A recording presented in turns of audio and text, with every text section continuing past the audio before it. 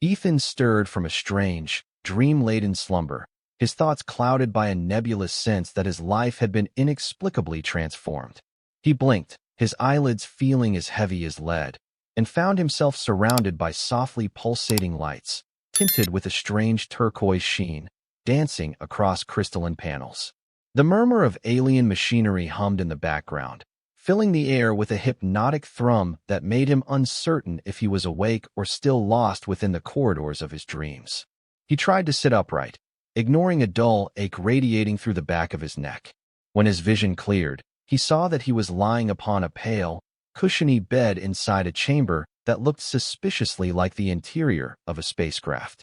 At first, he clung to the fleeting hope that this was some new entertainment complex in New York, or perhaps a bizarre performance art exhibit designed to disorient unsuspecting participants. Yet, the bed was hovering a foot off the ground, and the entire chamber seemed to shimmer with otherworldly sophistication. Walls half-translucent, control panels that whispered with a faint hum, and overhead compartments carved in swirling geometric patterns unfamiliar to human artistry. He tried to recall the last thing he remembered with clarity. He had been in his small, cozy apartment, perched somewhere in a bustling corner of Manhattan. Nighttime traffic hummed outside his windows, neon lights flickered against the glass, and he was reading something, perhaps an old paperback novel, before deciding that he might enjoy a refreshing night out at a downtown bar with a few friends. Yes, that was right. He had parted ways from his companions sometime around midnight, deciding to explore that new establishment by the corner, the one rumored to serve exotic cocktails. After that, everything became a blur. Darkness, a swirl of color, laughter, a voice that resonated with a musical timbre, beckoning him closer. Then nothing. A gentle hand, slender and tinted with a most extraordinary azure hue, rested upon his shoulder, prompting him to glance to his side. A figure loomed beside him, lithe, graceful, and otherworldly. Her skin was not merely pale blue. It glowed softly, reminiscent of moonlight reflecting off calm water. She wore sleek garments that clung to her form, woven from a fabric that looked like interwoven starlight.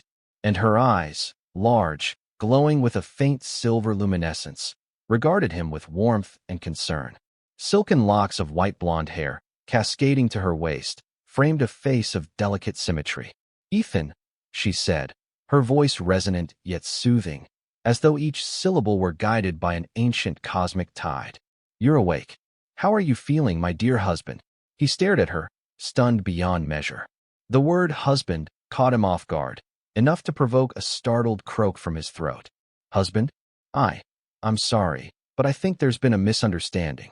Her lips parted in a half-smile, a mix of gentle amusement and genuine worry. "Sienna," she said, as if reminding him. "I'm Sienna. We met. Well, you may not recall the details precisely, for you drank more galactic sparks than your human physiology might handle, but we met at a bar on the Outer Rim station. We had an instant connection, you and I. At least, I thought so. By the night's end, you proposed quite enthusiastically, and I, perhaps equally enthralled by the moment, accepted." Ethan tried to process that. His breath caught in his throat, and he managed to stammer. "A bar? Outer Rim station? Wait.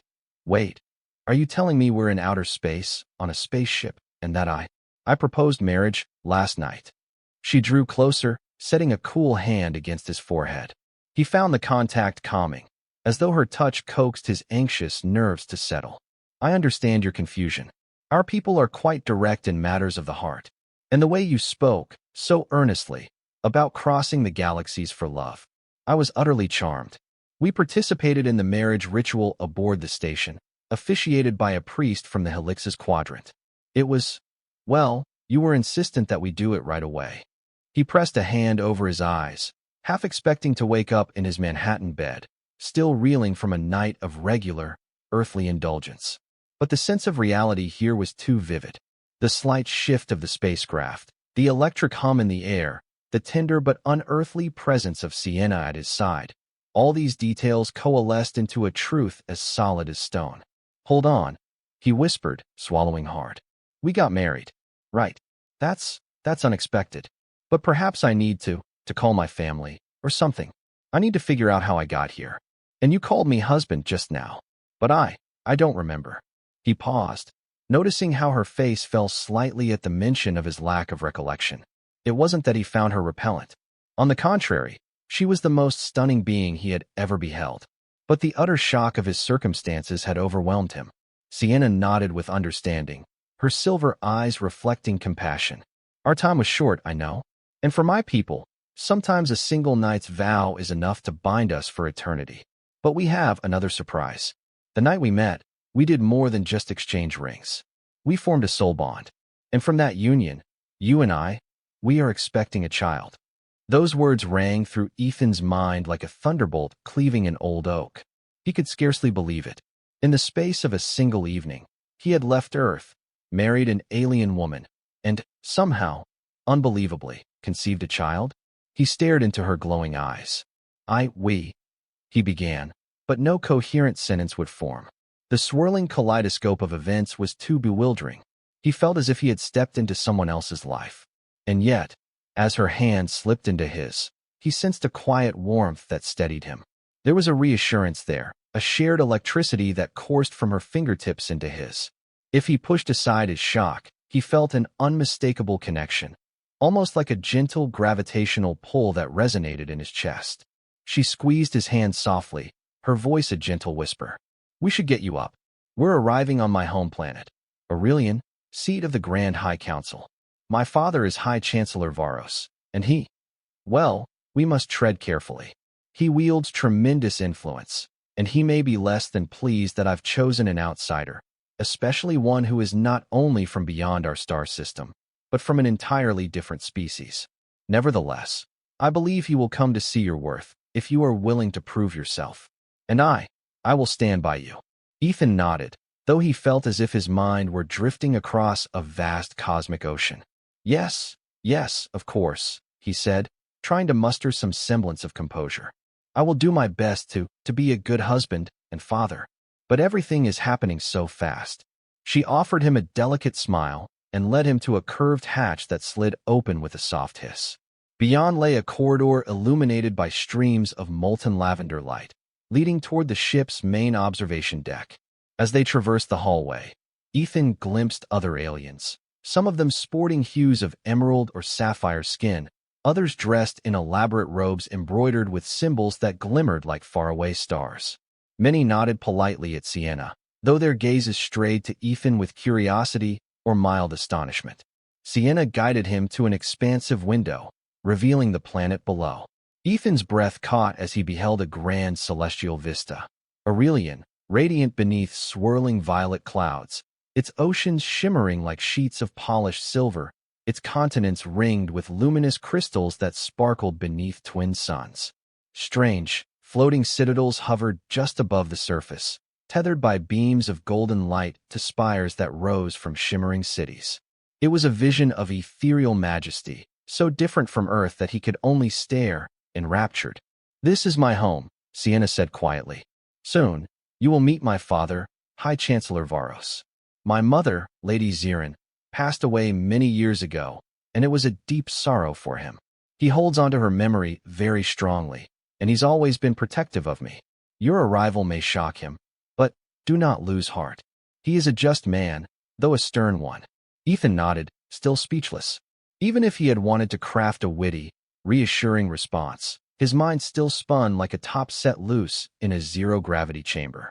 All he could do was try to match the steadfast calm that Sienna exuded. They touched down on a gleaming landing platform, ringed by alien guards, some with elongated limbs, others wearing intricate armor of spun crystal. Each guard carried a staff that pulsed with internal energy, suggestive of a technology far beyond Earth's. And awaiting them at the end of the platform's runway stood High Chancellor Varos himself. He was tall, regal, with the same azure complexion as Sienna, though it was tinged with deeper lines of age and authority. He wore a flowing cloak inlaid with metallic filigree, and on his brow rested a circlet set with a single, brilliant opal that shone with internal fire. His eyes were keen, sharp, reminiscent of a falcon's gaze, and his posture radiated a majesty that made Ethan feel like an awkward child in front of some ancient king. As they neared, Varos spoke, his voice crisp and resonant, though measured with a father's concern. "Daughter, you have returned sooner than expected, and in surprising company." He glanced toward Ethan, his expression betraying a flicker of disapproval. "Who is this human, unannounced and unprepared, that you bring to Aurelian?" Sienna bowed slightly, though she held her head high.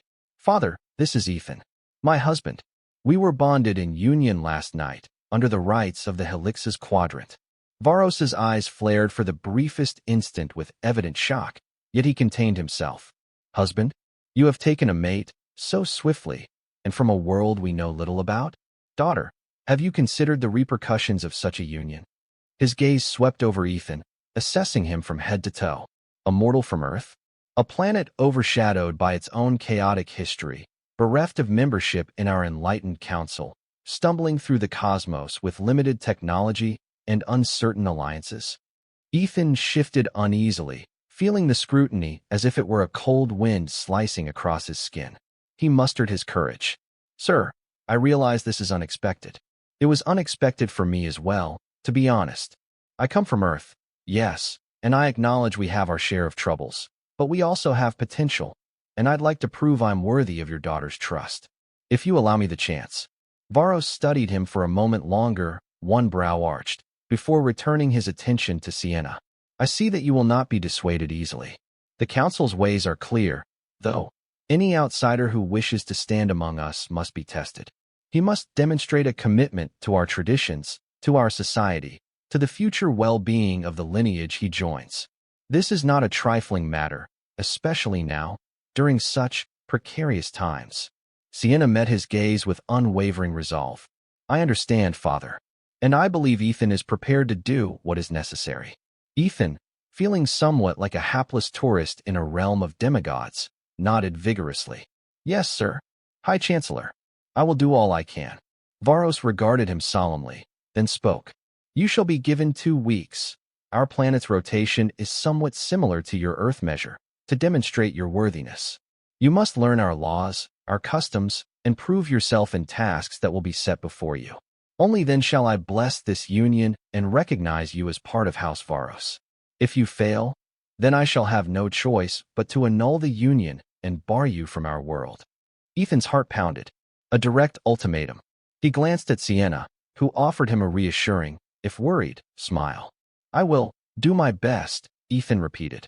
"Please, guide me in what I must learn." Varos turned on his heel. "Very well. Sienna, escort your husband to the household's quarters. We shall speak further of this in due time." A retinue of silent guards parted as the High Chancellor moved away, his cloak trailing like a thundercloud in his wake. Ethan exhaled, feeling a knot in his stomach unwind slightly, though not without leaving behind a swirl of apprehension. 2 weeks to prove himself on an alien world, with an uncertain father-in-law who commanded immeasurable respect and authority. And all of this while grappling with the knowledge that he was soon to be a father to an interstellar child. It was staggering, like trying to solve a puzzle in a language he barely understood. Yet, the warmth of Sienna's hand in his gave him courage to take that first step forward. They traversed grand halls of polished crystal, where beams of daylight refracted through translucent walls, filling the corridors with dancing rainbows. The architecture seemed to merge art and technology in seamless harmony. Delicate spires, etched with ancient glyphs, complemented hidden mechanisms that slid open doorways or activated floating display panels at the slightest motion of a hand.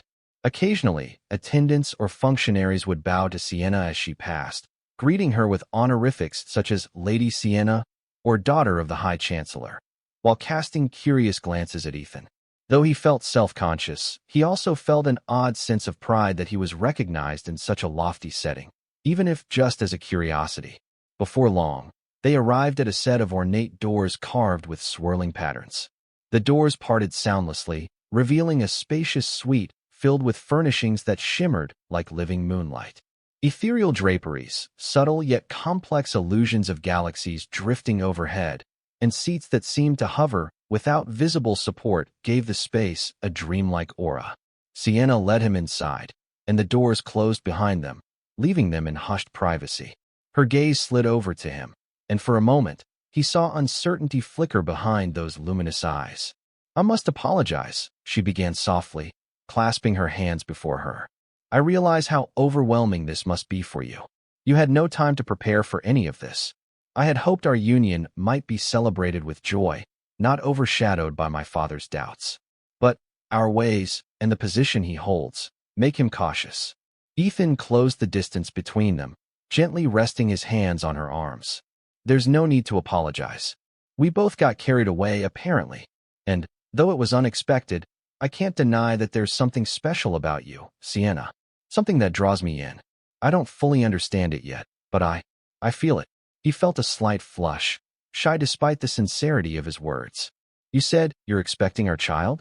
That's incredible, if a bit terrifying. But I want to do right by you, by us. Sienna's expression softened, relief clearly showing on her face. You truly are kind and honest, just as I sensed. I promise, I'll help you through this. We'll face the challenges together. Father may be formidable, but I've seen his heart. Deep down, he wants my happiness. If you show him your honesty and courage, I believe he will accept you. They shared a hesitant, gentle embrace, and in that moment, Ethan felt the swirl of the cosmos around him, the drifting stardust of fate binding them. Despite the maelstrom of confusion, he realized with startling clarity that part of him was already devoted to her. He could scarcely recall the haze of last night, but the bond between them felt tangibly real, like a flame that had been lit deep within. Soon, they were interrupted by a discreet chime from the suite's entrance. An attendant, draped in violet robes, stepped inside and bowed politely. Lady Sienna, the High Chancellor requests your presence in the Great Hall. He wishes to formalize the announcement of your arrival, and your companion's presence among the Aurelians, in preparation for the upcoming trials. Sienna glanced at Ethan apologetically. Are you ready to face the council? The first introduction is more ceremonial than anything else, but it's important. The members will want to see the man I've chosen, to gauge your fortitude. Ethan managed a weak grin. If I said no, would it matter? I guess we'd better get on with it. She laughed softly, hooking her arm through his. Then let us go forth, husband. They followed the attendant through a labyrinth of corridors, each grander and more ornamented than the last, until they reached an expansive doorway flanked by towering columns. Past these gates lay the Great Hall, a chamber so vast that it seemed to dwarf cathedrals back on Earth. Layered balconies encircled the perimeter, where hundreds of dignitaries, scholars, and council members could sit, all turned toward a central platform lit by a beacon of prismatic light. At the far end of the hall, upon a raised dais, High Chancellor Varos presided, his cloak draped regally around him. He was flanked by advisors and other high-ranking officials, each wearing garments embroidered with elaborate sigils, likely signifying their roles or achievements. When Ethan entered, there was an audible murmur among the assembly, a stirring of curiosity and, perhaps, mild disapproval at the presence of an unheralded outsider. Sienna guided him toward the center platform, where they stood, side by side, under the watchful gaze of hundreds of Aurelian eyes. At a signal from Varos, the hall fell silent, every ear attentive to their leader's words. Honored members of the Grand High Council, Varos intoned, his voice echoing through the acoustically refined chamber. I present to you Sienna, daughter of Varos, and the human male she has taken as her consort, Ethan of Earth. Their union was formed outside our borders, under unusual circumstances, and now they have returned to us, seeking recognition. However, as tradition and law dictate, no union is valid until it is sanctioned by our people. Therefore, I have decreed that Ethan of Earth shall undergo a period of trials. If he is found worthy, then the bond shall be blessed by Aurelian law, and he shall be recognized as part of House Varos. If not, the union shall be dissolved, and the human shall return whence he came. Ethan swallowed as he felt the collective weight of scrutiny settle upon him. He dared to speak, stepping forward slightly. Honored council, he began, voice wavering at first before he steadied it. I understand this is unprecedented. I wish only to show my respect for your culture and my sincerity toward Sienna. I promise to face your trials with all the resolve and honesty I possess. I ask only for your forbearance as I learn the ways of your people. A ripple of chatter passed through the assembly. A few council members nodded, some remained stoic, and others seemed unconvinced. Varos lifted a hand, restoring silence. Very well. The formalities are concluded for now. In 2 days, the first of the trials shall commence. Let the record state that this decision meets with the provisional approval of the Council, pending the outcome of the trial. An ancient gong resonated through the chamber, signifying the session's end. With that, Varos rose, gesturing for Sienna and Ethan to follow him to a side chamber. Once they were away from the crowd, he turned to his daughter, features stern. Daughter, I hope you realize the tumult this has caused. Our allies, and even some of our own counselors, will question my judgment in allowing these tests to proceed. They will clamor for immediate annulment, especially those who disfavor contact with lesser-developed worlds. But I have given my word, and so the trial shall take place. You must prepare him thoroughly, for the tasks will not be easy. Sienna bowed her head. Thank you, Father. I shall ensure Ethan is ready. Varos inclined his head slightly, a grudging acknowledgement. Then, his gaze fell upon Ethan, unreadable. Human, I suggest you rest tonight. Tomorrow, Sienna and our tutors will impart the knowledge you will need for the first trial. Failure is not an option if you wish to remain at my daughter's side. Ethan dipped his head respectfully. I understand. With a final wave of his cloak, Varos strode away, disappearing down a long corridor framed by swirling tapestries. Sienna released a pent-up breath and turned to Ethan, brushing a hand across his cheek in a tender gesture.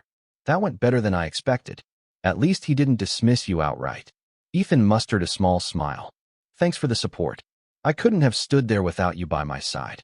They made their way back to the suite, guided by flickering orbs of light that floated overhead like silent sentinels. Exhaustion weighed upon Ethan, the day's events piling onto his human psyche like a mountain of new, cosmic information.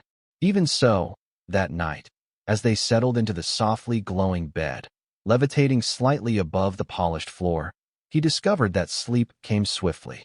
And in that liminal realm between waking and dreaming, he felt Sienna's presence near him, an anchor in this alien sea. Dawn, or its Aurelian equivalent, twin suns rising in the pale violet sky, came with a whisper of chimes from invisible panels embedded in the suite's walls. Sienna stirred, rising gracefully, and Ethan followed, his mind surprisingly alert. The day promised new challenges, but he was determined to face them head-on. A council-appointed tutor awaited them in a private study, a tall woman with emerald skin and silver braids coiled atop her head. Introduced as Relora, she wasted no time in bombarding Ethan with the intricacies of Aurelian law, history, and social etiquette. Ethan had expected dryness and monotony, but the wonders of Aurelian civilization stirred genuine interest in him. He learned how their society was built upon centuries of pacifist philosophy, tempered by advanced science that harnessed cosmic energies for the betterment of all. He listened raptly as Relora described the founding of the Great Council, the forging of alliances across star systems, and the delicate tapestry of treaties that bound them all in a fragile peace. Between lessons, Sienna guided him through the palace gardens, which were suspended in open space thanks to a complex lattice of anti-gravity fields.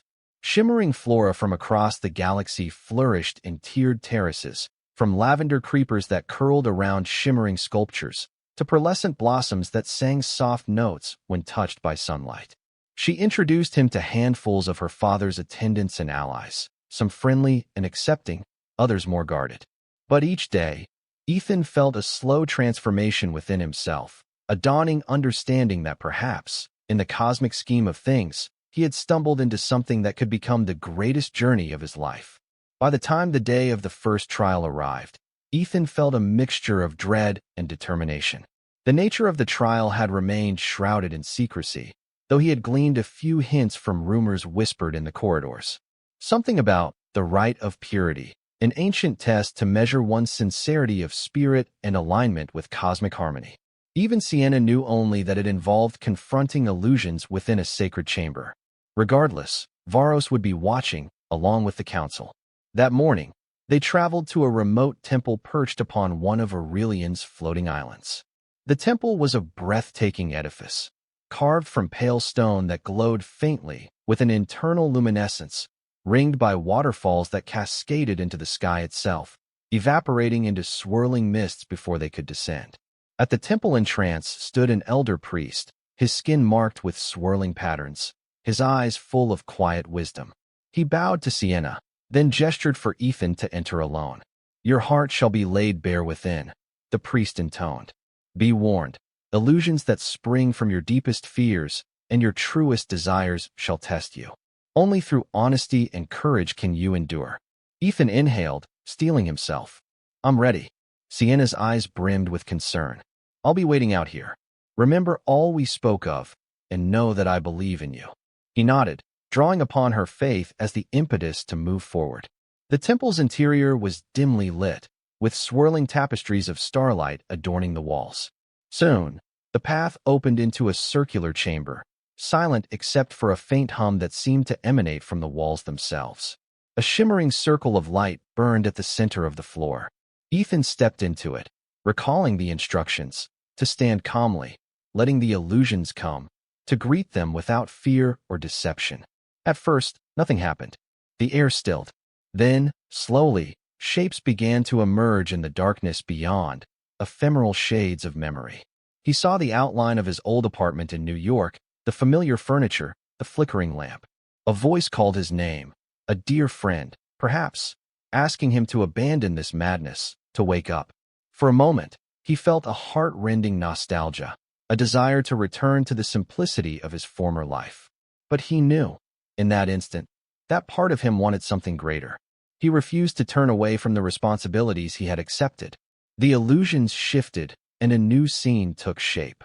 Sienna, alone and in anguish, tears streaming down her cheeks, her belly swollen with child, while the looming figure of High Chancellor Varos stood behind her, condemning Ethan for his failure. That image nearly broke him, for it evoked his worst fear, letting her down, abandoning her to shame and sorrow. But he steadied himself, stepping forward toward the illusory Sienna, whispering that he would not abandon her, that he was here to stay. Then came the darkest illusions, the flickering images of war and destruction, Earth cities crumbling under some cosmic threat, as if to taunt him with humanity's frailties. He saw the flaws of his own species magnified, the pollution, the violence, the selfishness. And he saw Aurelian turning away, refusing to help, condemning Earth for its backward ways. Yet within him flared a stubborn hope. He believed in the potential for growth, for redemption. He believed that unity could transcend differences in skin color, whether that skin was brown, white, or even azure. As these illusions reached their apex, swirling around him in a cacophony of fears and doubts, he felt a gentle presence stir in his mind. It was Sienna's essence, or so he imagined, a faint echo of that night they soul-bonded. He recalled her luminous eyes, her acceptance of him, and how that single night had changed him forever. Anchoring himself in the truth of their connection, he refused to be swept away by illusions, refusing to renounce what he had come to believe. And with that unwavering stance, the illusions cracked and dissolved, fracturing into a cascade of light that rained down upon the chamber floor, vanishing into silence. When the darkness subsided, the hum in the air dissipated. A door behind him opened with a soft click, and the elder priest stood there, nodding gravely. "You have faced the illusions, and you did not succumb. Your heart, though uncertain, is true in its devotion. The rite of purity finds you worthy of the next step, Ethan of Earth." Relief washed over him like a tidal wave. He emerged from the temple into the bright glow of twin suns, where Sienna rushed to him, eyes shining with delight. She clasped his hands in hers, reading the triumph in his expression even before he spoke. "You did it," she exclaimed. "I knew you would." High Chancellor Varos was there as well, flanked by a handful of counselors. Though his expression remained reserved, Ethan discerned a certain respect in the man's gaze.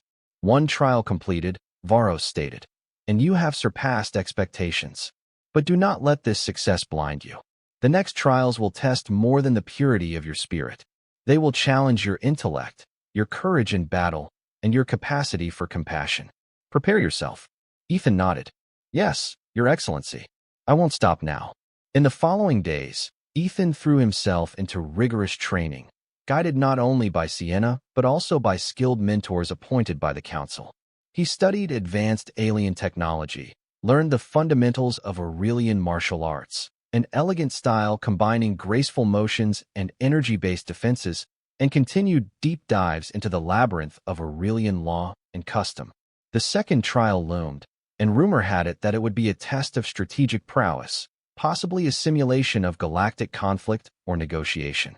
As he practiced in a large training hall lined with glowing runes, he couldn't help feeling the weight of the entire planet's scrutiny. Yet, he found that focusing on each day's tasks helped him push aside doubts.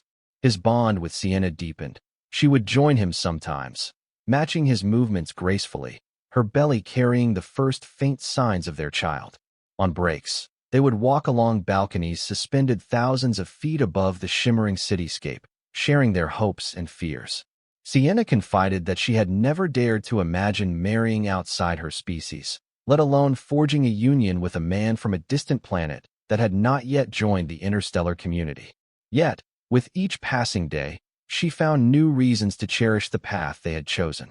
And Ethan admitted that, while he worried about Earth's reaction to all this if he ever returned, his heart was firmly bound to her and the child they would soon bring into the universe. At last, the day of the second trial arrived. This time, the council escorted him to a grand amphitheater, ringed with colossal arcs that housed a complex system of holographic projectors. The stands were filled with dignitaries, generals, and scholars. Sienna and Varos were seated on a raised platform, the latter's expression impassive yet attentive. A counselor announced in a booming voice that this challenge would be the trial of wisdom, a scenario-based test of leadership and diplomacy. Soon, the arena's interior transformed, as shimmering holograms coalesced into a lifelike environment resembling a star-strewn battlefield. Ethan found himself at the center, standing before a console bristling with controls, data streams, and readouts in strange symbols. An advisor figure, another hologram, presumably, briefed him. He was now the commander of a multi-species alliance, beset by an aggressive, unknown force. He must negotiate alliances, protect refugee vessels, and attempt to stave off the enemy's relentless attacks without resorting to wanton destruction. The entire scenario was timed. His decisions would be monitored and scored by the council. A hush fell over the amphitheater as the simulation began. Ethan's heart hammered, but he called upon the strategies gleaned from Relora's teachings. The simulation tested not only raw combat skill, but also the intricacies of forging alliances. He needed to weigh the demands of each species, interpret long-standing feuds, and manage resources carefully. Meanwhile, enemy vessels pressed the boundaries, occasionally launching raids that threatened the safety of civilian transports. The tension was palpable, as if real lives were at stake. Ethan orchestrated defensive maneuvers, deploying patrols to guard vulnerable convoys. He sent diplomatic envoys to hesitant species, offering them fair terms of cooperation and mutual defense. The scenario's complexity escalated as certain allies demanded concessions or threatened to withdraw if their conditions weren't met. In the stands, the counselors watched, some clearly skeptical that a human, newly arrived from a distant world, could handle the labyrinthine politics of interstellar affairs. With each passing minute, Ethan saw the enemy's unstoppable approach. A final assault loomed.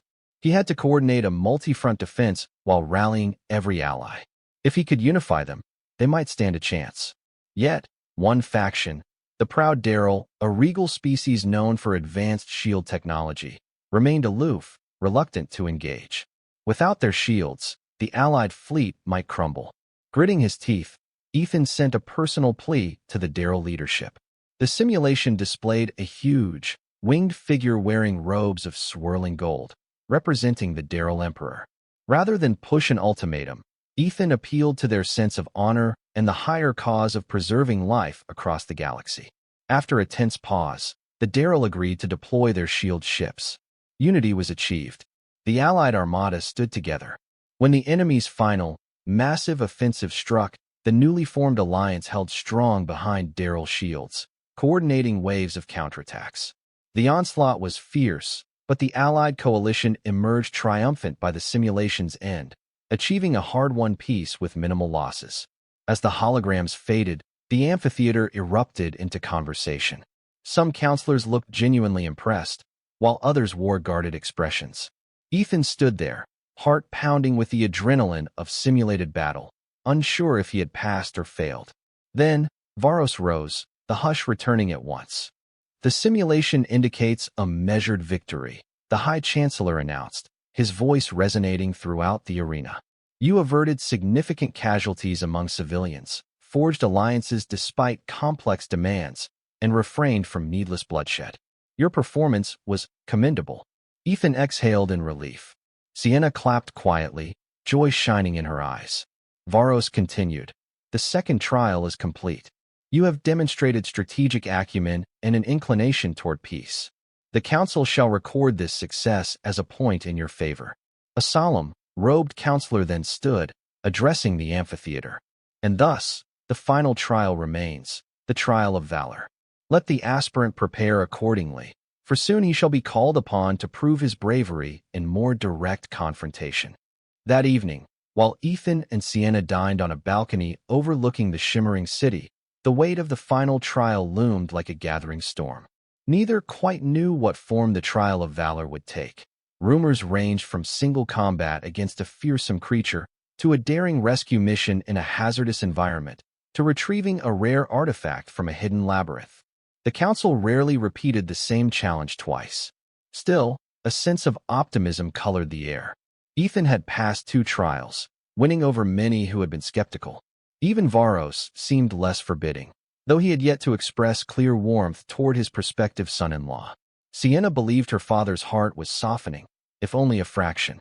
As they lingered over dessert, some luminous fruit that melted on the tongue with a taste like sweet starlight, Sienna reached across the table, placing a hand over Ethan's.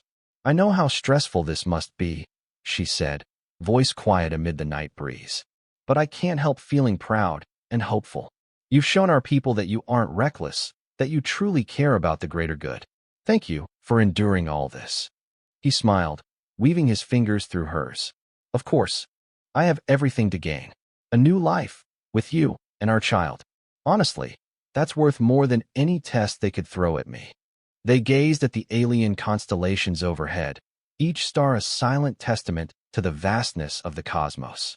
In that serene moment, Ethan felt an unshakable conviction. He belonged here, despite being born on Earth. The universe had conspired to bring him into Sienna's path, and he would not squander this second chance. But as dawn approached, a new tension swept through the palace. Word arrived that a distant outpost, part of Aurelian's sphere of influence, was under attack by marauders from a rogue star system. The outpost was a small colony, inhabited mostly by scientists studying cosmic phenomena in a remote region. Their communications had abruptly ceased, and the last message indicated that pirates, remnants of an old war, had seized control. The council convened in haste, and High Chancellor Varos presided, face grim. The colony is home to some of our finest researchers, he said, and possibly crucial data about wormhole stabilization that we cannot allow to fall into enemy hands. Yet, we cannot risk open warfare. Our diplomatic channels with the marauders are non-existent, and an armed fleet might spark a broader conflict. We need a small team, operating with subtlety, to free the colony and secure the research. This is the moment to act swiftly. At that declaration, a counselor suddenly turned toward Ethan. High Chancellor, might this not serve as the perfect test of valor? The human has proven cunning and strategy. Perhaps we should grant him a small squad and let him attempt to reclaim the colony quietly.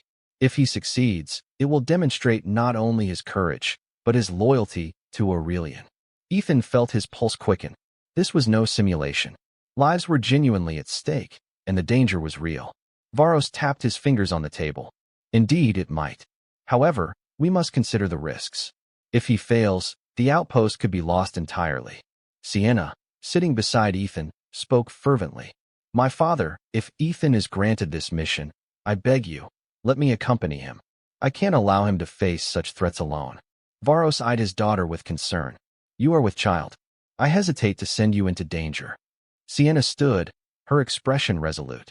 Yet I am also capable, trained in our energy arts, and I have a personal stake in Ethan's success. I can provide crucial support. After a heavy pause, Varos relented. Very well, but you shall take only a small team, no more than a handful of elite guards.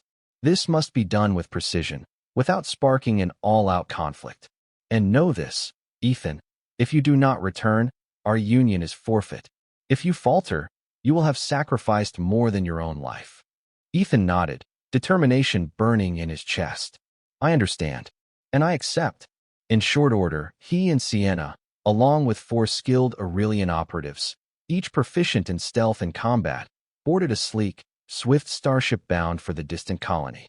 The vessel was equipped with stealth technology to help them evade the Marauders' patrols. The tension was palpable on board.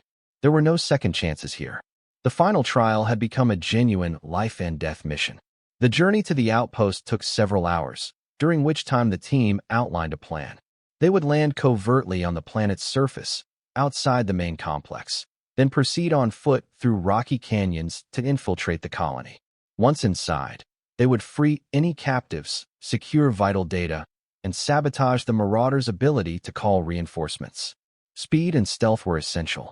Ethan felt the eyes of the Aurelian operatives upon him. Though they were polite, it was clear they harbored doubts about a human leading such a mission. He tried to project confidence, leaning on the lessons from the simulation: minimal confrontation, maximum cooperation, and creative problem-solving. Sienna served as a reassuring presence, her posture poised, her energy crackling just beneath the surface. Upon arriving, they set the ship down in a hidden ravine. The planet's atmosphere was breathable, if a bit thin, and the sky glowed with a bronze hue.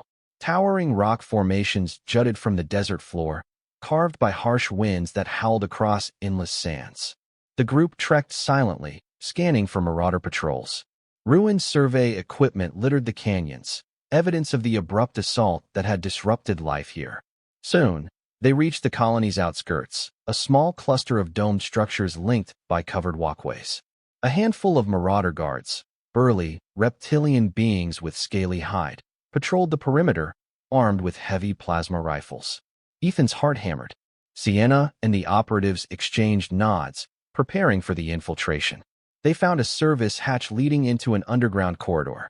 Carefully, they pried it open and slipped inside. Dim emergency lighting guided them through labyrinthine tunnels. Occasionally, they encountered pirates. By skillful stealth and precise coordination, the team subdued them swiftly, using stasis darts or energy binds rather than lethal force to avoid raising an alarm. Adrenaline surged through Ethan's veins. This was no carefully choreographed simulation. Yet, the principles he had learned, keeping calm, trusting his allies, helped him keep a clear head. At last, they located the central laboratory. Through a reinforced window, they observed several scientists, their expressions anxious, guarded by a pair of Marauders. The menacing creatures barked commands in a guttural language, evidently trying to force the scientists to decrypt data. Time was short. Another pirate squad might arrive at any moment. Ethan gestured silently, instructing 2 operatives to approach from a side corridor while he and Sienna prepared to breach from the main door. On his signal, they burst into the lab. The pirates whirled, raising their rifles, but Sienna reacted with astonishing speed, projecting a shimmering wave of energy that deflected the weapon's blasts into the ceiling. The operatives converged from the flank, while Ethan dashed forward, using a stun baton to disarm the nearest Marauder. Within seconds, both pirates were subdued, pinned to the floor by glowing restraints. The scientists, huddled behind a console, stared in relief and disbelief. One stepped forward, exclaiming gratitude. "You've saved us.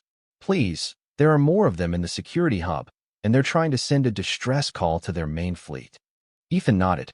"Then we need to hurry. You, gather your colleagues. We'll escort you to safety. But first, we must disable their communications array." A wiry scientist guided them to an access corridor that led upward toward the colony's central antenna. Sure enough, a small group of Marauders was there, tampering with the equipment. The ensuing skirmish was brief but fierce. Blaster bolts scorched the air, narrowly missing Ethan as he ducked behind a console. Sienna retaliated with arcs of condensed energy that shorted out the pirates' rifles, while the operatives pressed the advantage.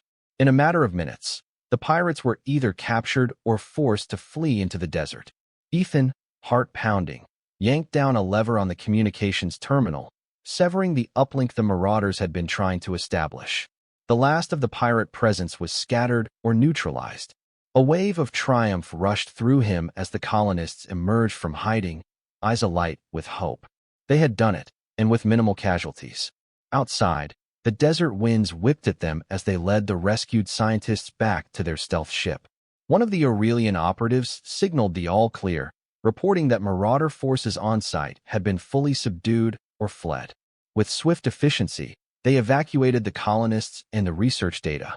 Soon, they soared back into orbit, mission accomplished.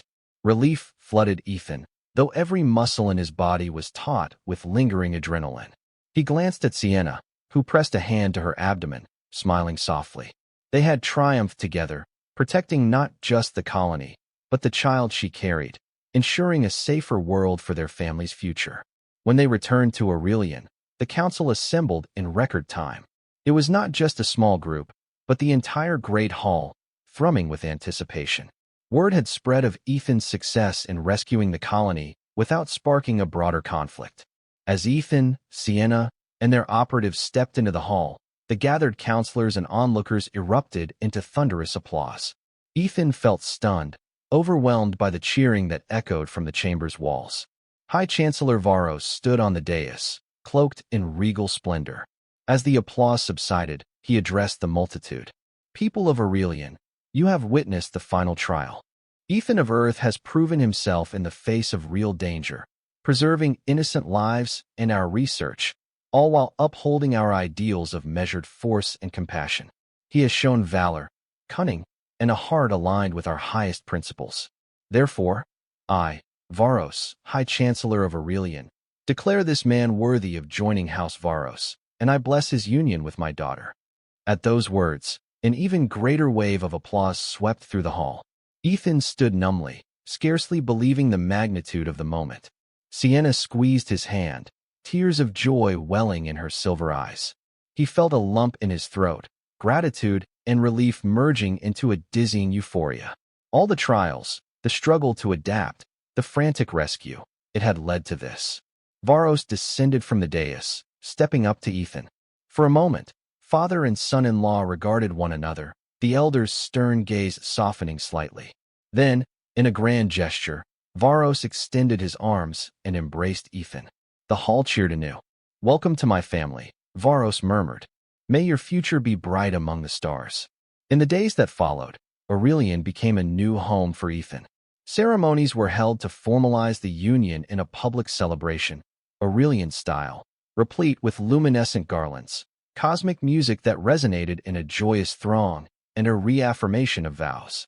Ethan, though dazed by the spectacle, repeated the vow he had no memory of uttering that fateful night, to stand by Sienna through any cosmic storm, to cherish her and protect the life they had created together. His acceptance into House Varos opened a world of possibilities.